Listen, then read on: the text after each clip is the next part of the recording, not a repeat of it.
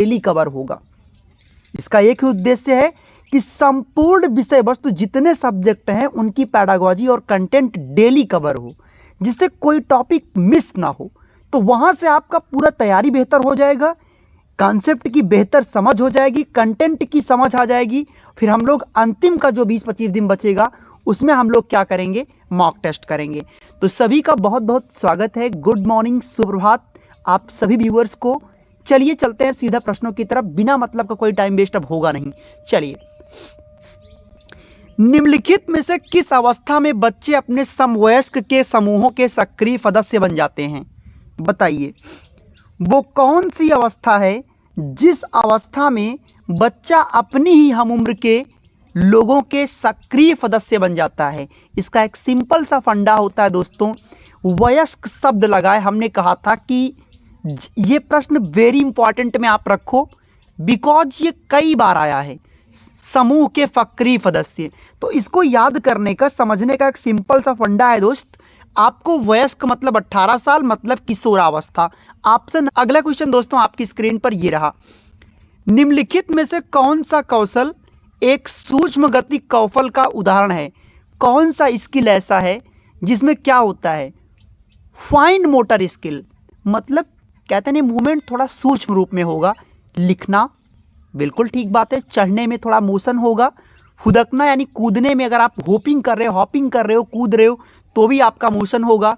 दौड़ने में भी मोशन है, मतलब दौड़ोगे तब भी मूवमेंट होगा, कूदोगे तो भी मूवमेंट होगा, चढ़ोगे तो भी मूवमेंट होगा। लेकिन लिखने में दिमागी कौशल है, आपका विचार ही, विचार ऐसा तो है नहीं फुदक के आ रहा है, स्पीड में आ रहा है, मतलब आपका विचार सोच समझ के आपके दिमाग के द्वारा आपकी हाथों से कागज पर लिखा जा रहा है। तो ये एक सूक्ष्म गति कौशल का उदाहरण है। चलिए अगला क्वेश्चन आपको दिखाते हैं, क्वेश्चन नंबर 3। इनमें से दोस्तों कौन सा मनोवैज्ञानिक भाषा विकास से संबंधित है? कौन से मनोवैज्ञानिक भाषा विकास से संबंधित हैं? पावलोव, बेटा पावलोव तो व्यवहारवादी थे, ये भाषा से इनका कोई मतलब नहीं रहा। बिने तो बुद्धि की खोज की थी, बुद्धि के एक कारक का सिद्धांत दिया था। चॉम्स्की, बिल्कुल सही बात है, इनकी एक परिभाषा आपने याद रखी होगी कि भाषा अर्जन क्षमता जन्मजात होती है। और मैस्लो, इन्होंने मांग का सिद्धांत दिया था।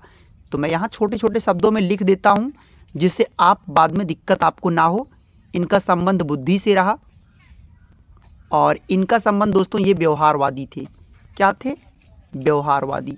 चलिए अगला क्वेश्चन आपकी स्क्रीन पर ये रहा, विकास की किस अवस्था को कोल एवं ब्रूस ने संवेगात्मक विकास का अनोखा काल कहा? दोस्तों बाल्यावस्था।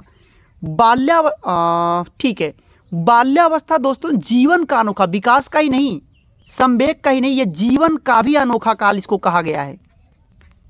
जीवन का अनोखा काल अगर आपसे पूछेगा, जीवन का अनोखा काल तो भी बाल्यावस्था ही होगा। और इसकी डेफिनेशन किसने दिया था? कोल एवं ब्रूस ने।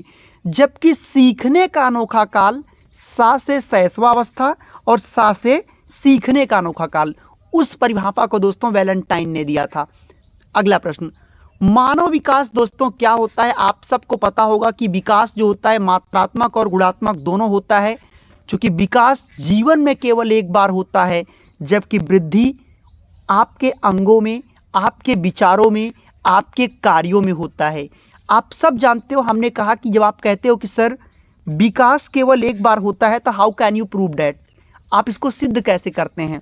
तो मैंने कहा कि बेटा अगर बच्चा चलता है एक बार तो चलना एक बार आप सीखेगा, 2 बार सीखेगा, 3 बार सीखेगा, लेकिन जीवन भर उसके उंगली को आपको पकड़ने की जरूरत नहीं पड़ती। या बच्चा बोलना एक बार सीखता है, वो रोज बोलना नहीं सीखता, लेकिन डे बाय डे जो शब्द भंडार उसके वृद्धि ग्रोथ कर रहा है वो दोस्तों वृद्धि होती। यानी आपने देखा कि वृद्धि विकास में ही समाहित है। तो वृद्धि तो हम माप सकते हैं, हाथ की लंबाई, शब्द भंडार, ठीक है, लेकिन हमारी जो बुद्धि लब्धि है, विकास का पहलू है, वो गुणात्मक होता है, वो हम फार्मूले से मापते हैं, इसलिए विकास गुणात्मक भी है। क्योंकि विकास में वृद्धि समाहित है इसलिए विकास को मात्रात्मक भी ले लेते हैं। तो आप कहोगे sir option number first and second दोनों सही है, then you can go with option number D. अगला क्वेश्चन, निम्नलिखित में से कौन सा द्वितीयक सामाजिकरण का एजेंसी है? दोस्तों वो आप सब लोग जानते हो कि परिवार और पास पड़ोस ये प्राथमिक सामाजिकरण का एजेंसी है, वो भी अनौपचारिक स्तर पर। और जबकि विद्यालय और मीडिया ये द्वितीयक सामाजिकरण की एजेंसी है। ये आप सब लोग जानते हो, क्योंकि घर परिवार और पास पड़ोस के बाद नंबर आता है विद्यालय का और समाचार पत्रों का। अगला दोस्तों, निम्नलिखित में से कौन सा विकास का सिद्धांत नहीं है, बताएंगे आप लोग। दोस्तों विकास निरंतर होता है, उनका आपस में संबंध होता है, सिमिलर पैटर्न पर भी काम करता है, लेकिन विकास कभी प्रत्यावर्तित नहीं होता। मतलब अगर कोई व्यक्ति 50 साल का हो गया तो क्या वापस वो 15 साल का हो जाएगा? आप मेरे को बताओ कि क्या विकास दोबारा लौट सकता है? क्या विकास अगर आप 40 साल के हो गए दोबारा आप 14 साल या 4 साल के हो जाएंगे? जी नहीं, विकास कभी प्रत्यावर्तित नहीं होता। अगला क्वेश्चन, संज्ञानात्मक क्षेत्र का सही क्रम क्या है? यह आपको बताना है, मैं कई बार इसको बताया हूं। संज्ञानात्मक विकास का सही क्रम क्या है? गलत होना नहीं चाहिए। हम उम्मीद करेंगे कि आप लोग बेहतर नहीं बेहतरीन करके साबित करोगे, इसमें हम संदेह नहीं करेंगे। क्योंकि देखो सबसे पहले आप क्या करते हो, क्या ज्ञान, फिर एप्लीकेशन, फिर परसेप्शन, फिर एनालिसिस, या फिर दोस्तों देखिए मूल्यांकन, इन दोनों को काट दो, ये दोनों तो कभी नहीं होगा। चुनना दोस्तों इन्हीं में है। थोड़ा सा टाइम लो, मैं ये नहीं कहता कि आप टाइम मत लीजिए, आप टाइम लीजिए, कोई बुराई नहीं है। आप टाइम लीजिए और उसके अकॉर्डिंग हमको बताइए कि इसका सही उत्तर क्या बनेगा, है ना। चलो ठीक है भाई, बहुत बढ़िया, शानदार आप सबके आंसर्स हैं। बिल्कुल बिल्कुल, बहुत बढ़िया।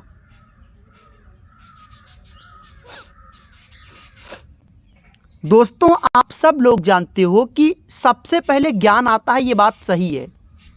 संज्ञानात्मक क्षेत्र में पहले नॉलेज आता है, फिर आप क्या करते हो, उसका एक परसेप्शन बनाते हो कि ऐसा ऐसा हो सकता है।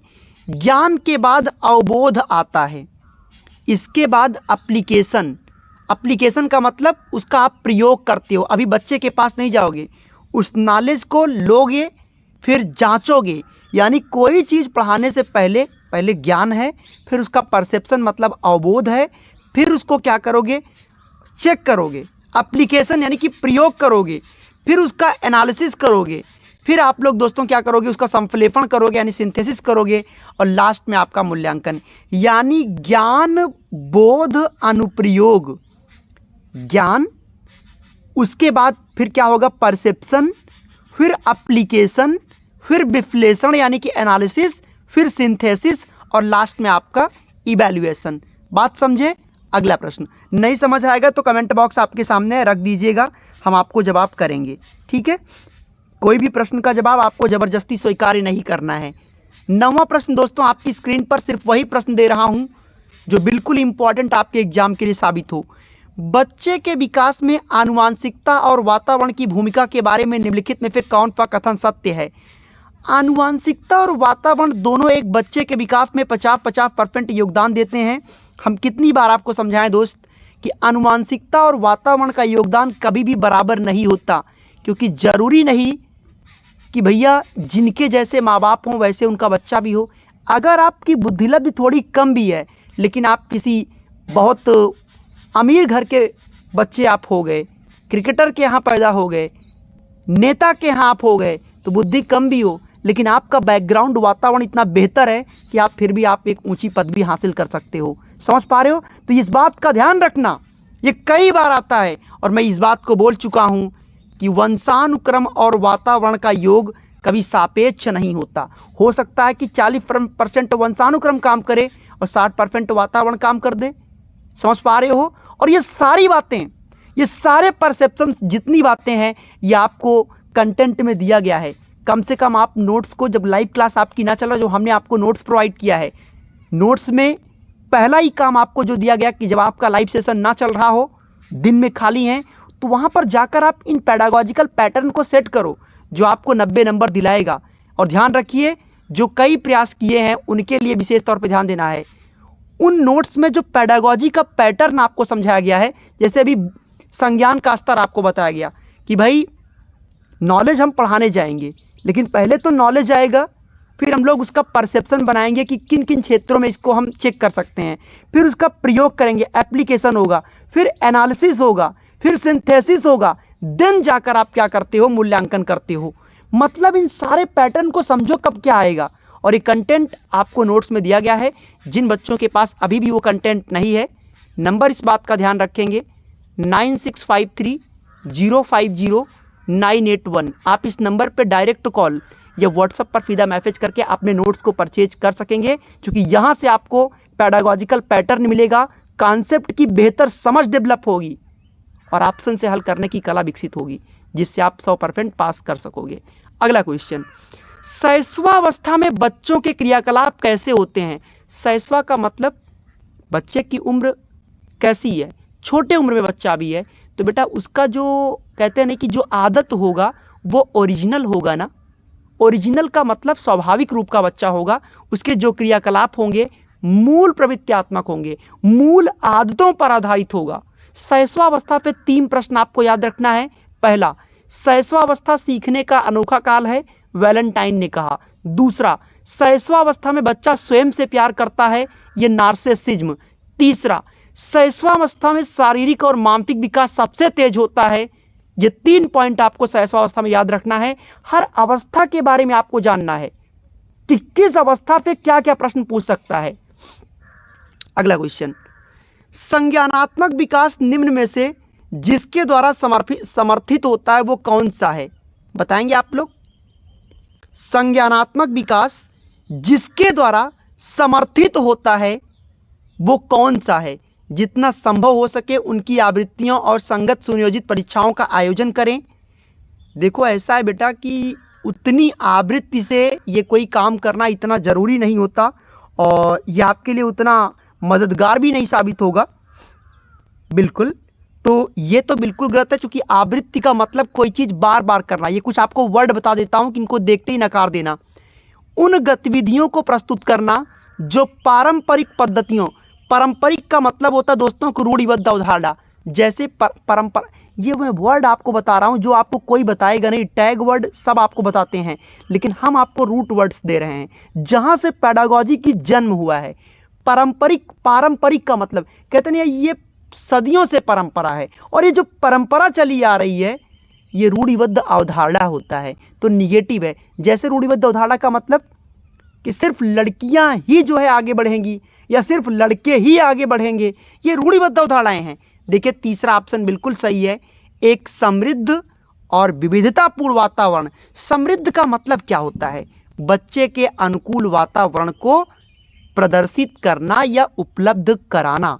2 वर्ड इसमें पॉजिटिव मिले आपको। एक तो समृद्ध, समृद्ध का मतलब बच्चे के अनुकूल वातावरण जो बच्चे को फेवर करे, जो बच्चे के लिए मददगार साबित हो, और विविधतापूर्ण इसलिए क्योंकि चैलेंजेस से बच्चे का दिमाग विस्तृत होगा, संकुचित नहीं होगा, बच्चे का दिमाग आगे ही बढ़ता जाएगा। तो ऑप्शन नंबर सी दोस्तों यहां पे इंपॉर्टेंट हो गया, लॉक कर लीजिएगा और साथ में स्क्रीनशॉट भी ले लीजिएगा। ठीक है, चलिए आगे आपको मैं लेकर चलूंगा क्वेश्चन नंबर 12 की तरफ। ये रहा, डैश महीने के आयु के बच्चे, अधिकांशतः ये बच्चे शब्दों को मिलाकर छोटे छोटे वाक्यों को बोलना शुरू कर देते हैं, वो कौन सी उम्र है? चलिए एक बार सबके मैं कमेंट भी चेक कर लेता हूं।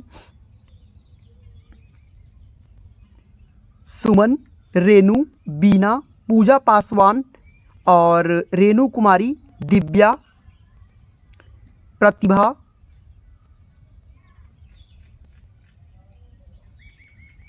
और इसके अलावा शुभम दुबे, वीना देवी, निशा मिश्रा और हमारे सभी भाई बहन। दोस्तों 18 से 24 महीने, 1.5 से 2 साल का बच्चा अधिकांशतः छोटे छोटे शब्दों को मिलाकर बोलना सीख जाता है। अगला, जन्म से किशोरावस्था तक बच्चों में विकास कैसे होता है?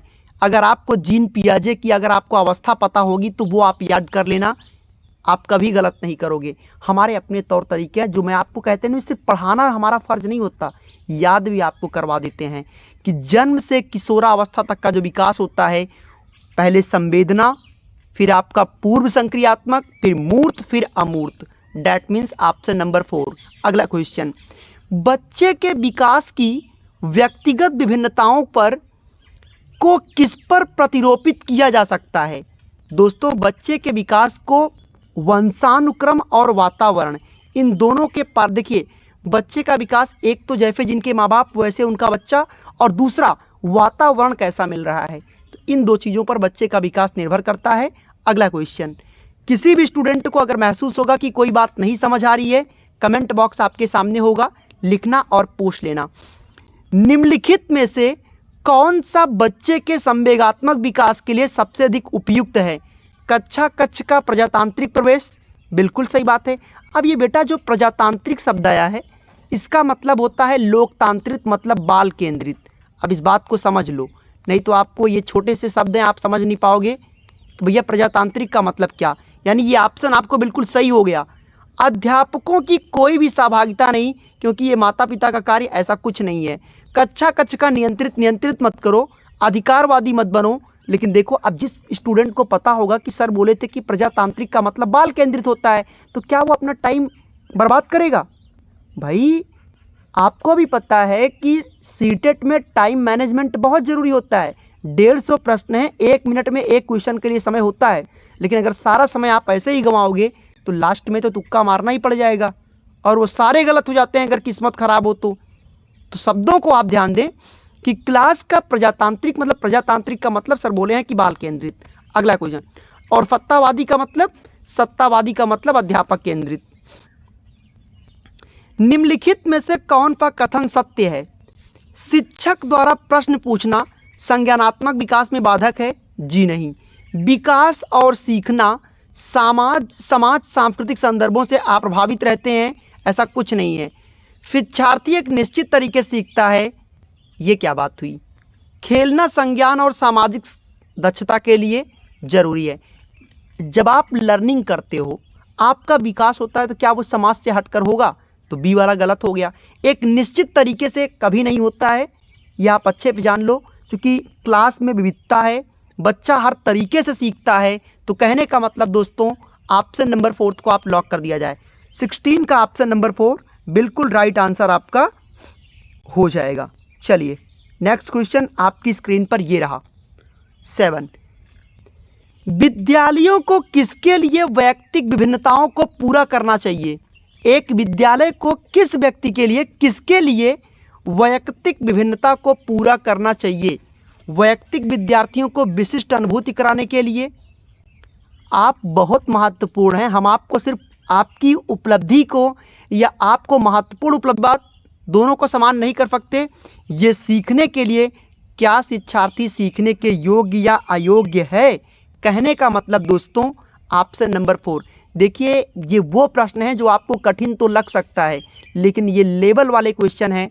जो रुका है, जो सीखेगा वही पास होकर जाएगा। जो डरा, जिसका मन नहीं लगा, जाहिर बात है वो समझ सकता है भाई कि कठिनाई पर अगर आप कांटों पर नहीं चले और डर गए और भाग गए तो फिर फेल होना तो लाजमी है ना। वो कहते हैं ना कि वक्त किसी को लाठी लेकर नहीं मारता। वो आपको खुद समझना होता है कि जब आपको किसी चीज़ में इंटरेस्ट नहीं पैदा हो रहा है। फिर मैं कल एक टॉपिक मैंने पढ़ाया था, रुचि और ध्यान।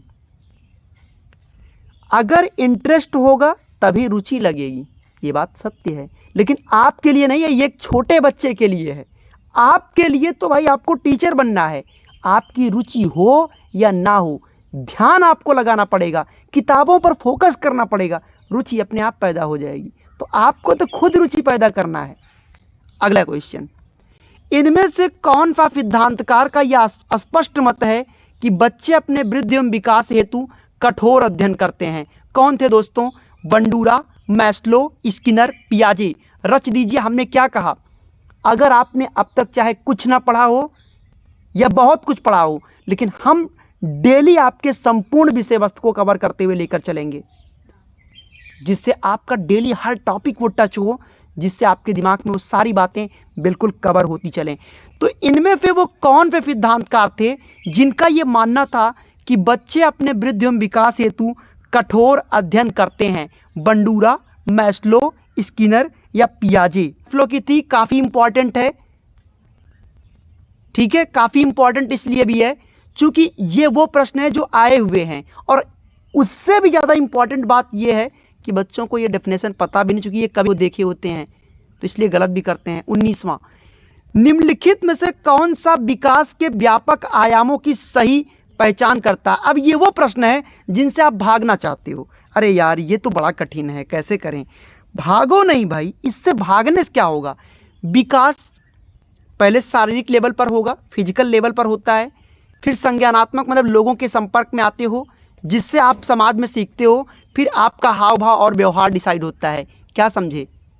आपका पहले फिजिकल लेवल मतलब शरीर का विकास होगा, फिर लोगों के संपर्क में आए, उससे समाज का निर्माण हुआ, समाज के बीच में आपका संवेग निर्धारित हुआ। संवेग का मतलब आपका व्यवहार, आपका हंसना रोना चिल्लाना। समझ रहे हो बात को? तो 19 का दोस्तों ऑप्शन नंबर बी को लॉक कर दिया जाए। अगला क्वेश्चन, मध्य बाल्यावस्था में भाषा डैश के बजाय डैश अधिक है। जो प्रश्न आपसे गलत हो उसका स्क्रीनशॉट क्रिएट कर लिया करो कि हाँ भाई ये गलत हो गया, तो कम से कम पेपर में गलत ना हो, स्क्रीनशॉट ले रहा हूं, है ना? तो मध्य बाल्यावस्था में दोस्तों जब बालक की उम्र 6 से 9 वर्ष होती है, मध्य बाल्यावस्था में वो फंसा होता है, तो सामाजिक हित के बजाय वो अहम केंद्रित होता है। ऑप्शन नंबर ए, जीववाद नहीं होता बेटा, जीववाद केवल शैशवावस्था तक होता है। जीववाद किसका शब्द है? जीन पियाजे ने दिया था जीववाद। अब कहोगे सर जीववाद होता क्या है?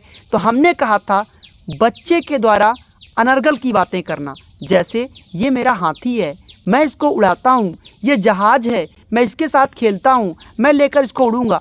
मतलब कल्पनाओं पर बेस वो बातें कह रहा है जिनकी कोई वास्तविकता नहीं है। ये सारे ऑप्शन गलत हो गए। मध्य बाल्यावस्था में बच्चे की भाषा सामाजिक हित के बजाय अहम केंद्रित होता है। आप सब लोग जानते, अपने घर में भी चेक करना, जो 6, 7, 8, 9 साल का बच्चा होता है, अमूमन इनके अंदर ईगो की भावना, अहम केंद्रित होते हैं। इनको जरा देखना, आप फोकस करना, नॉलेज इनको हो ना हो लेकिन ईगो पूरा इनके अंदर रहेगा। इस बात को आप फोकस करना, चेक करना अपने घरों में भी, ठीक है? चलिए अगला क्वेश्चन आपकी स्क्रीन पर ये रहा। विकास का सिरा पदाभिमुख सिद्धांत किस चीज की व्याख्या करता है?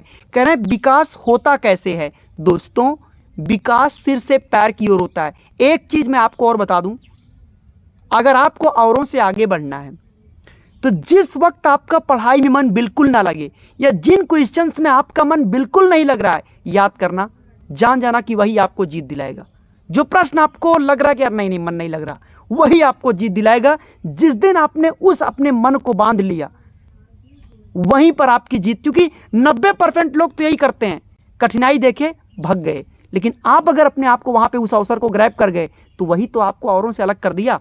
विकास दोस्तों सिर से पैर की ओर होता है। अब की बार भी प्रश्न आया था, सिर से पैर की ओर और बीच से बाहर की ओर। अभी थोड़ी देर पहले मैंने कहा था कि शैशवावस्था पे 3 क्वेश्चन याद रखना। पहला, शैशवावस्था सीखने का अनोखा काल है, वैलेंटाइन ने कहा। शैशवावस्था बच्चा अपने आप से प्रेम करता है, उसको हम नार्सिसिज्म कहते हैं। तीसरा, शारीरिक विकास मानसिक विकास सबसे तेज होता है, वह है आपका शैशवावस्था। 90% पूरा विकास शैशवावस्था में ही हो जाता है। 95% आकर दोस्तों बाल्य में पूरा होता है, और किशोरा में आते आते पूरा पूर्ण हो जाता है। अगला क्वेश्चन दोस्तों ये रहा आपकी स्क्रीन पर। एक बच्चा अपनी मातृभाषा सीख रहा है, वह दूसरा बच्चा वही भाषा द्वितीय भाषा के रूप में सीख रहा है। दोनों निम्नलिखित में से कौन से प्रकार की त्रुटियों को कर सकते हैं? बताएंगे आप लोग? यह आपके लिए मैं बोल रहा हूं। एक बच्चा इसे हिंदी सीख रहा है और एक बच्चा हिंदी के साथ साथ अंग्रेजी भी सीख रहा है, तो दोनों कौन सी वो त्रुटि हैं जो दोनों कर सकते हैं? दोनों में वो त्रुटियां कॉमन होंगी। तो एक बार हम जानना चाहते हैं कि आप क्या कहना चाहते हैं, है ना? अल्पना गुप्ता, बीना और हमारे सभी भाई बहन, बताइएगा दोस्तों क्या होगा इसका सही जवाब। बेटा दोनों के विकास में जो भी होगा डेवलपमेंट में, वहीं पर त्रुटियां हो सकती हैं। एक चाहे अपनी भाषा सीख रहा है तो जरूर थोड़ी है कि शुरू में वो खड़ी हिंदी बोलने लग जाएगा, और दूसरा अगर हिंदी के साथ साथ मानक भाषा जिसे आप कहते हो अंग्रेजी भी सीख रहा है, तो भी वो विकास में थोड़ी बहुत समस्या मतलब कठिनाइयों को फॉलो कर सकता है, प्रॉब्लम आ सकती है।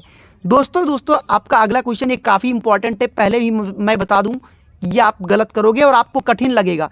यहीं अपने दिमाग को आपको रोकना है, अपने आप को कि यार ये गलत मैं करता हूं, ये कठिन है, तो यहां मुझे रुकना है, समझना है। आर्जो एक बच्चा है जो तर्क देता है कि भाषा विकास व्यक्ति की नैसर्गिक प्रवृत्ति से प्रभावित होता है। कह रहा है कि जो बच्चे की भाषा होती है वो बच्चे की मूल आदत से, स्वाभाविक आदत से प्रभावित होती है। जबकि सोनाली कहती है ना ना, ये तो हम अपने घर के लोगों के बीच की जो भाषा होता है उससे हम प्रभावित होते हैं। दोनों के बीच की ये चर्चा किस विषय में है? ये तो बेटा एक तो वातावरण का है, प्रकृति का, और एक पालन पोषण विवाद। ले लीजिए स्क्रीनशॉट। क्यों गलत करोगे? क्योंकि आर्जो कहता है कि बच्चे की भाषा क्या है, जो उसकी मूल आदत है वहां से बनती है, जबकि सोनाली कहती है नहीं नहीं, हम वातावरण में, बच्चा अगर रह के बीच वातावरण में अच्छे लोग हैं तो अच्छी बातें सीख रहा है, गाली देने वाले हैं तो बच्चा गाली देने लगता है। दोनों के बीच ये प्रकृति और पालन पोषण विवाद के सिद्धांत पर ये प्रॉब्लम बनी हुई है। तो अगले क्वेश्चन पर चले दोस्त, आइए। और अगर आपको कुछ बात पूछनी हो तो कमेंट बॉक्स खाली है, आप लिखिए, पूछिए। जबरदस्ती किसी बात को स्वीकार नहीं करना, इस बात को ध्यान रखना। क्योंकि हम आपको अब लगातार 20 दिन, अगला 20 दिन हम आपको सुबह शाम डेली मैराथन देंगे। क्यों? क्योंकि इसमें संपूर्ण विषय वस्तु को हम क्या करेंगे, शामिल करेंगे। और अंतिम एग्जाम के 20 दिन पहले मॉक टेस्ट करवाएंगे, कितना नंबर आप कर पा रहे हो, जहां पे संपूर्ण विषय वस्तु की जांच भी हो जाएगी। तो आपकी तैयारी में 4 चांद लग जाएगा। क्योंकि यह जो आगे का 20 दिन ये बहुत क्रूशियल है। कोई भी नाराज हो सकता है, यह आसान है, परंतु एक सही व्यक्ति के ऊपर सही मात्रा में सही समय पर नाराज होना यह आसान नहीं है, क्योंकि ये संवेग से है। बात सही है, बात सही है। नाराज तो हर कोई हो सकता है, आप भी हो सकते हो, हम भी हो सकते हैं, वो भी हो सकते हैं, ये भी हो सकते हैं। लेकिन सही तरीके पे नाराज होना या गलत तरीके पे नाराज होना, गुस्से पे काबू रख पाना, या कहां नहीं हंसना था वहां हंस दिया, जहां नहीं बोलना था वहां बोल दिया, आपका हंसना, रोना, चिल्लाना, मुस्कुराना वही तो संवेग है। ऑप्शन नंबर 1 को लॉक कर दो। बिल्कुल बिल्कुल। दीपा रानी, नीरज यादव, मिस्टर लकी, रेशमा खातून, पूजा पासवान, वीना देवी और हमारे सभी भाई बहन। दोस्तों एक बार सभी लोग वीडियो को लाइक कर दो, सारे बच्चे जो लाइक ना किए हों, और शेयर कर दें सारे बच्चे। चलिए क्वेश्चन नंबर 26 ये रहा आपकी स्क्रीन पर। भाषा विकास के लिए सबसे संवेदनशील समय कौन सा होता है? जब बच्चा जन्म लेता है। क्या मध्य बचपन का समय? जी नहीं, तब तो गड़बड़ हो चुका होता है। वयस्क में तो पूरी तरह बर्बाद हो चुका है बच्चा। ये रहा। अगर बच्चे को बनाना है या बिगाड़ना है तो प्रारंभिक बचपन का समय। तभी से आप ख्याल रखो कि बच्चे के पास में कुछ ऐसी बातें ना कहो, कुछ ऐसी बात ना बोलो जो बच्चे को प्रभावित कर जाए। अगला क्वेश्चन, 14 वर्षीय अंजना अपने आप से पृथक स्वनियंत्रित। अब देखो ये क्वेश्चन क्या करेगा आपको, मैं बता रहा हूं आपको, ये आपको कठिन लगेगा और आपको लगेगा यार इतना बोरिंग हो रहा है, क्या करें। बस यही आपको क्या करना है, सेंटर्ड हो जाना है। पकड़ो कि नहीं नहीं मुझे इसे समझना, क्योंकि यही तो मुझे पास कराएगा। जो आ रहा था वो तो अच्छी बात है, जो नहीं आ रहा था वही तो पास कराएगा। ये एक सही विद्यार्थी की पहचान है। हालांकि मैं हमेशा ये बात नहीं बोलता हूं इन चीज़ों को, लेकिन आपके लिए जाहिर बात है कि मैं पूरी चाहता हूं कि जद्दोजहद होती है कि आप एक ही बार में पास करो। ये पहचान ही, जो आपको नहीं आ रहा है वही आपको पास कराएगा। 14 वर्षीय अंजना अपने आप से पृथक स्वनियंत्रित व्यक्ति की भावना को विकसित करने का प्रयास कर रही है। अपने आप को स्वनियंत्रित करना चाहती है। यह विकास किस चीज की कर रही है? क्या यह नियमों के प्रति घृणा कर रही है, स्वायत्तता कर रही है, परिपक्वता ला रही है? दोस्तों वो स्वायत्तता ला रही है, स्वयं पर नियंत्रण। ये बहुत अच्छी बात है, बहुत अच्छी बात है। ऑटोनॉमी ला रही बच्चा, वो सीधी सी बात है भाई। अगर वो बच्चा अपने आप को स्वनियंत्रित मतलब ऑटोमेटेड बनाना चाहती है, कब हंसूंगा मैं, क्या बोलूंगा मैं, कितना बोलूंगा मैं, आपको पता हो, हर जगह रिएक्ट नहीं करना है, हिसाब से बोलना है। एक अच्छे और परिपक्व व्यक्ति की निशानी होती है कि वो कहीं पर भी बैठा है, सुनो, जरूरत हो तभी अपनी विचार को रखो, जरूरत हो तभी बोलो, आपका अगर विचार मांगा जाए तभी दो। समझ पा रहे हो? एज ए टीचर हम सिर्फ पढ़ाने पर ही फोकस नहीं करते, फोकस करते हैं कि उन जो समाज की जो विसंगतियां हैं उनको भी साथ में आप समझोगे तो ये चाइल्ड डेवलपमेंट पेडागोजी आपके लिए बेहद आसान हो जाएगा। वो कौन सा स्थान है जहां पर बच्चे के संज्ञानात्मक विकास को परिभाषित कर सकते हैं? बताएंगे आप लोग? खेल का मैदान। बेटा हम कहते नहीं है कि भाई वो ऑप्शन चुन लो, बुरा तो कोई नहीं था, लेकिन ये देखिए ऑप्शन नंबर बी, विद्यालय व क्लास का पर्यावरण, विद्यालय में आपका क्या आ जाएगा, खेल का मैदान भी आ जाएगा। कक्षा का पर्यावरण मतलब वातावरण, घर, ये सब कुछ आ जाएगा। कहने का मतलब आपसे नंबर बी। अब इसमें आप कह सकते हो कि वंशानुक्रम और वातावरण भी आ गया, जहां पर बच्चे के विकास को हम बेहतर ढंग से परिभाषित, और संज्ञानात्मक में बेटा उसका पूरा जीवन आ जाता है, क्योंकि जीन पियाजे ने संज्ञानात्मक विकास में बच्चे के पूरे जीवन को उन्होंने लिया है, ऐसा नहीं किसी एक पहलू पर फोकस किया है। अगला क्वेश्चन ये रहा आपकी स्क्रीन पर, निम्नलिखित में से कौन सा विकास का विकार, एक सेकंड, विकासात्मक विकार का उदाहरण नहीं है, बताएंगे आप लोग। Following are the examples of development disorder except, कह रहे हैं डेवलपमेंट यानी विकास का जो डिसऑर्डर होता है 3 लोगों पे तो होता है, 3 ऑप्शन से, किसी एक से नहीं होता। विकास इन तीनों ऑप्शन में से किसी 30 से बिगड़ेगा, लेकिन कोई एक ऐसा है जिससे नहीं बिगड़ेगा दोस्तों, वो होता है पर अभिघातज तनाव, जिसे आप लोग कहते हो पोस्ट ट्रोमैटिक स्ट्रेस। मतलब जैसे कोई समस्या आती है, समस्या पर तनाव आना जाहिर बात है हर व्यक्ति का लक्षण है, तो विकास का कोई विकार थोड़ी है। जाहिर बात है बच्चा कि कोई तनाव अगर आएगा तो प्रॉब्लम तो आपको महसूस होगी, वो हर व्यक्ति में होता है। जबकि आत्म विमोह, प्रामस्तिक, ये सारी बातें आप समझ रहे हैं। अगला क्वेश्चन, राज्य स्तर की एकल गायन प्रतियोगिता के लिए विद्यार्थियों को तैयार करते समय एक विद्यालय लड़कियों को वरीयता देता है, ये लैंगिक पूर्वाग्रह है। डैट मीन्स इसी को जेंडर पक्षपात कहते हैं। इस पर टाइम वेस्ट तो मैं ना करूँ ना, आगे चलें। आइए, बाल्यावस्था की अवधि में विकास कैसा होता है। बाल्यावस्था के विकास में दोस्तों क्या होता है, मैं जानता हूं बहुत लोग गलत करोगे, एक बार मैं आपके ऑप्शंस को भी देखना चाहूंगा दोस्त, आप क्या कहना चाहते हो, है ना। बिल्कुल मैं आपको साथ में लेकर चलूंगा, चाहे वो अल्पना हो, चाहे वो नीरज हो, रेनू हो, और असीम तिवारी हो, बीना हो, रेनू हो। और मैं आपने बच्चों को बता दूं, जो नए स्टूडेंट्स हैं, हम आपको बताएंगे अगले जो 20 दिन आपको होगा, सुबह 11:05 या सुबह 11 बजे और शाम को 9:20 पर डेली आपको जो अगला 20 दिन होगा, ये काफ़ी संवेदनशील समय है। डेली आपको महामैराथन मिलेगा हर सब्जेक्ट की, 100 नंबर की क्लास, संपूर्ण विषय वस्तु को हम लोग जांचेंगे, पेडागोजी स्पेशल, आंकिक प्रश्न, कंटेंट, सब कुछ मिलेगा, जिससे आपकी जो तैयारी होगी, अगर कुछ भी नहीं पीछे पड़ा है तो भी कवर हो जाएगा। दोस्तों राइट आंसर होगा कि बाल्यावस्था बहुस्तरीय और मिश्रित होता है। It is multi layered and complex. यानी आपसे YouTube का मात्र एक ऐसे को परेशान करवाएं, जानबूझकर कठिन इतने कठिन प्रश्न ला दें कि आप बैच लेने पर मतलब मजबूर हो जाएं या आप फेल हो जाएं। जी नहीं, हमारा एक ही मकसद, उतना पढ़ाएंगे, उतना खिलाएंगे जितना आप खा सको, और खाकर शरीर में पाचन हो जाए और आप पास होकर वापस आ जाओ। चलो 32वां क्वेश्चन, निम्नलिखित कथनों में से कौन सा विकास एवं अधिगम के बीच के संबंध को सही प्रकार से सूचित करता। अब ये कठिन प्रश्न है, लेकिन बच्चे यहां पे भागते हैं, अरे यार बड़ा डिस्गस्टिंग लग रहा है, बोरिंग लग रहा है। भाई 50,000 कमाना भी तो है महीने में, और ये आपको लग रहा है कठिन है।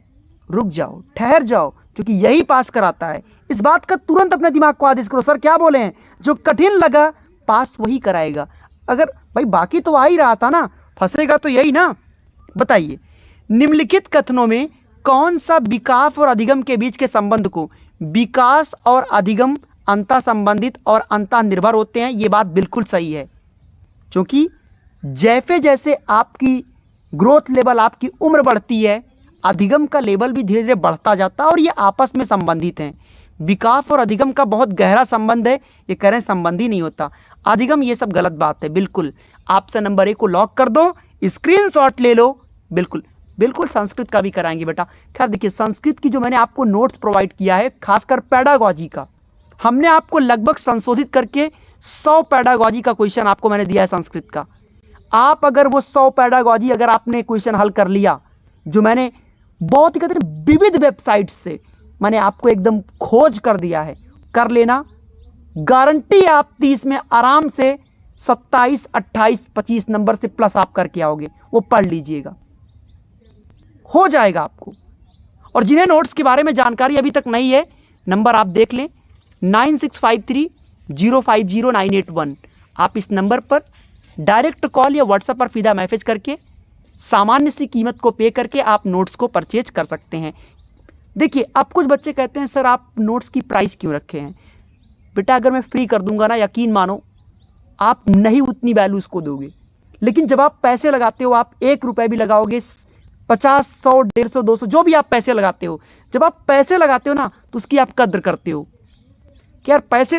आप देखिए, अगर आप मान लो सेब खरीदने गए, आप लेकर आए मान लो उसको 100 रुपए का सेब, सड़ा भी निकला लेकिन उसको काट काट के छील छील कर आप खा जाते हो क्योंकि आप पैसा लगाए हो।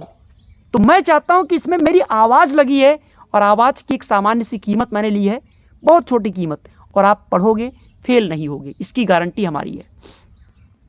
अगला क्वेश्चन दोस्तों आपकी स्क्रीन पर, बच्चे के विकास के सिद्धांतों को समझना, बच्चे के विकास के सिद्धांतों को समझना शिक्षक की सहायता करता है किस चीज में?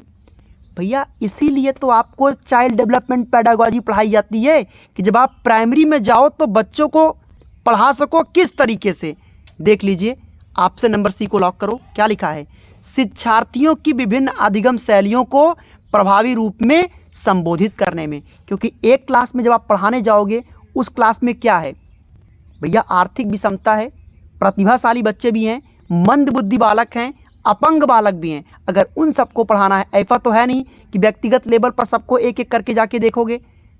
तो जब आपको पता रहेगा कि हम पेडागोजी चाइल्ड डेवलपमेंट पढ़ कर गए हैं, तो इतना नॉलेज रहेगा तो आप उन मेथड्स को अप्लाई करोगे जिससे हर बच्चे को प्रभावी रूप में आप सिखा सको।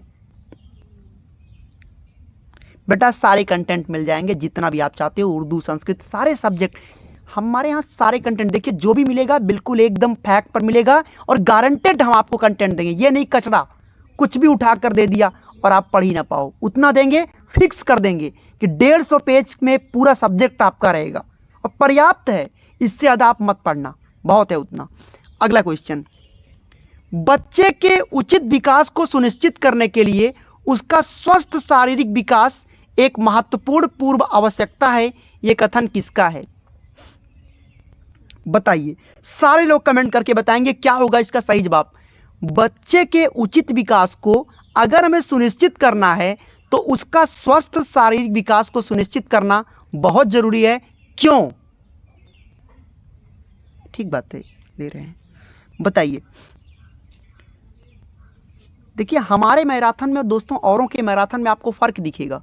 हम मैराथन कराएंगे तो संपूर्ण विषय वस्तु को शामिल कराएंगे। ये ऑप्शन अगर पेपर में पूछा है तो इस ऑप्शन की जगह बदल कर क्या आएगा वो भी आपको बताएंगे, जिससे फेल होने की संभावनाएं पूरी तरीके से क्या होगी, खत्म हो जाएगी। और बेटा बीच क्लास के बीच में प्लीज मैसेज ना किया करें, कोई भी क्लास खत्म होने के बाद ही किया करें, अदरवाइज है ना कि हम थोड़ा सा में गुस्सा तेजी से आता है, मैं ब्लॉक कर दूंगा।